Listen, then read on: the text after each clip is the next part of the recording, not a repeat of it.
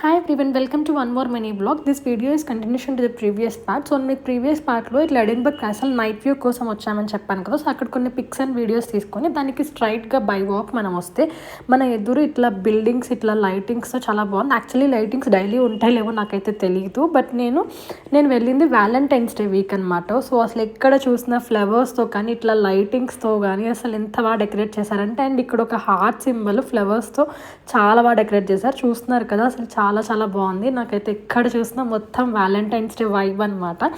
So ఇక్కడ same అంతే, ఇంక నడుచుకుంటా స్ట్రైట్గా వెళ్తే మొత్తం ఈ లైటింగ్స్ కానీ వ్యూ కానీ అసలు ఈ బిల్డింగ్స్ కన్స్ట్రక్షన్ అయితే చాలా హైట్లో చాలా బాగున్నాయి అనమాట.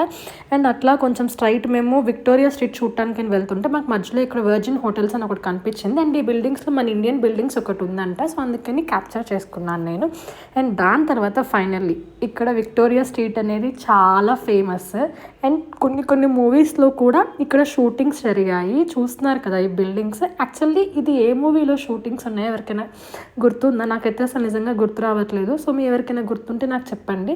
ఇక్కడ కొన్ని పిక్స్ అండ్ వీడియోస్ తీసుకొని మంచిగా అసలు చాలాసేపు టైం స్పెండ్ చేసాం. అండ్ ఇక్కడ ఉన్నారు కదా వాళ్ళందరూ కూడా ఇక్కడ నైట్ టైమ్ లైటింగ్స్తో ఈ బిల్డింగ్స్ చాలా బాగుంటుందని పిక్స్ కోసం వచ్చారు. బట్ యాక్చువల్లీ ఇంకా మార్నింగ్ టైంలో కూడా చాలా బాగుంటుంది, బట్ మాకు మార్నింగ్ కుదరలేదు.